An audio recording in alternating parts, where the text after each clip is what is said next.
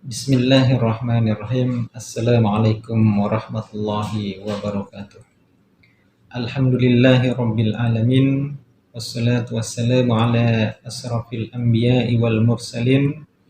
Ashhadu an la ilaha illallah wa ashhadu anna Muhammadan abduhu wa rasuluh. Amma ba'du. Alhamdulillah, pada kesempatan yang berbahagia ini kita akan kembali membahas tentang Fathu Makkah. Fathu Makkah artinya terbukanya kota Makkah atau kemenangan kota Makkah, dan ada juga yang mengartikan penaklukan kota Makkah. Fathu Makkah ini terjadi pada tanggal 10 Ramadan tahun ke-8 Hijriah.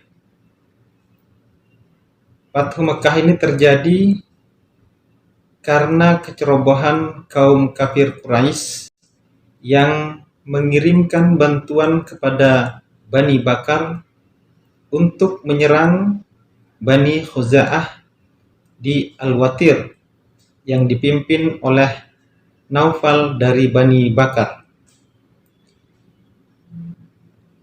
Pasukan Quraisy terlihat di antara Bani Bakar antara lain Safwan bin Umayyah, Huwaitib bin Abdul Izzi, dan Makras bin Habs. Ketiga orang ini terlihat dalam pengepungan semalam di Bani Khuza'ah dan menewaskan 20 orang laki-laki dari Bani Khuza'ah. Setelah kejadian ini,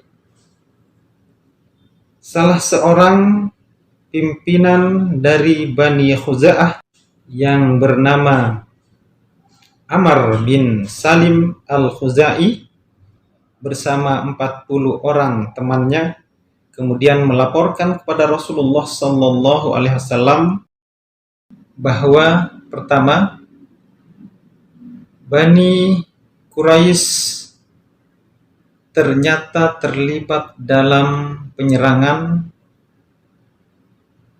bersama Bani Bakar, kemudian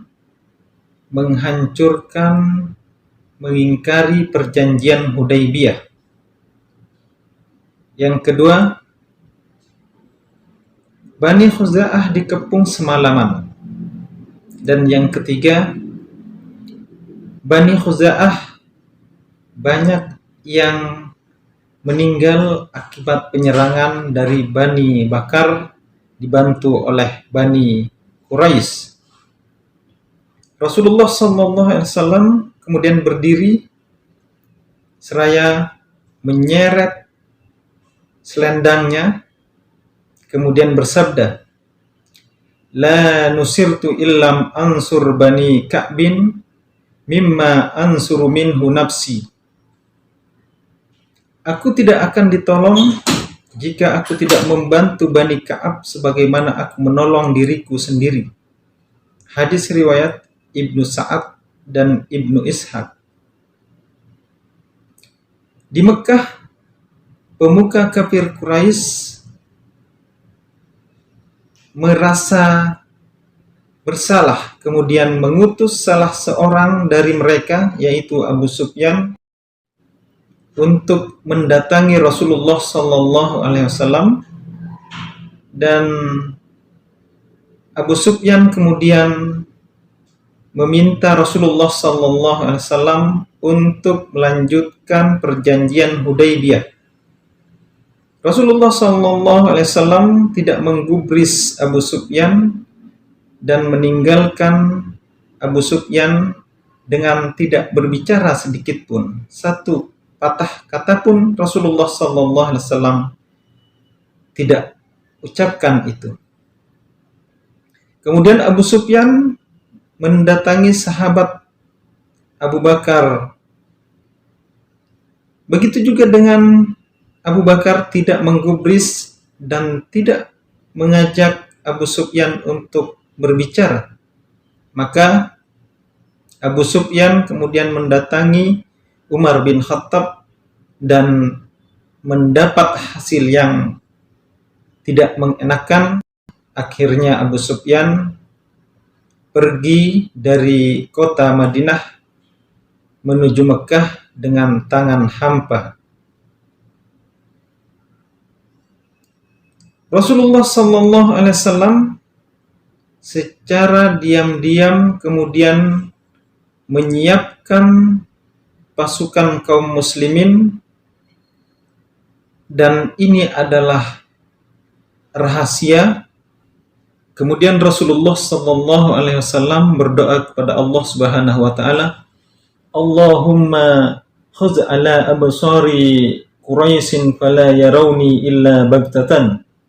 Ya Allah, tutuplah mata orang-orang Quraisy agar mereka tidak melihatku kecuali secara tiba-tiba. Hadis riwayat Ibnu Sa'ad dan Ibnu Ishaq. Khatib bin Abi Balta'ah, seorang muslimin,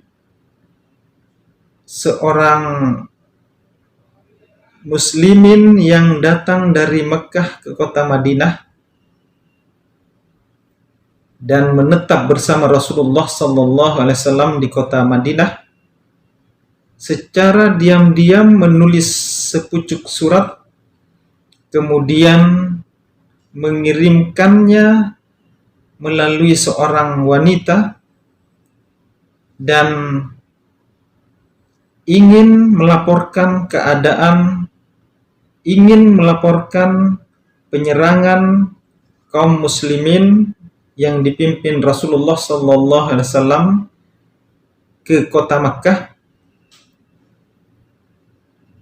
Dan ternyata kejadian ini diketahui oleh Rasulullah Sallallahu Alaihi Wasallam karena Rasulullah Sallallahu Alaihi Wasallam diberitahu oleh malaikat Jibril, dan Rasulullah segera memanggil 3 orang sahabat, yaitu Ali bin Abi Thalib, kemudian Zubair dan Mikdad, untuk menemui perempuan yang membawa surat tentang kondisi persiapan penyerangan kaum muslimin ke kota Mekah. Ali bin Abi Thalib kemudian berangkat bersama 2 orang sahabatnya, tepatnya di sebuah kebun kak. Maka bertemulah ketiga sahabat Rasulullah Sallallahu Alaihi Wasallam ini bersama dengan seorang perempuan, dan menurut Rasulullah Sallallahu Alaihi Wasallam dia adalah seorang kurir yang akan menyampaikan surat untuk para pemuka kafir Quraisy. Maka Ali bin Abi Thalib bersama 2 rekannya memaksa menekan perempuan tadi agar menyerahkan surat. Kemudian dengan tekan itu, maka perempuan tadi memberikan surat, dan akhirnya ketiga sahabat Ali bin Abi Thalib, Zubair dan Mikdad kembali ke kota Madinah.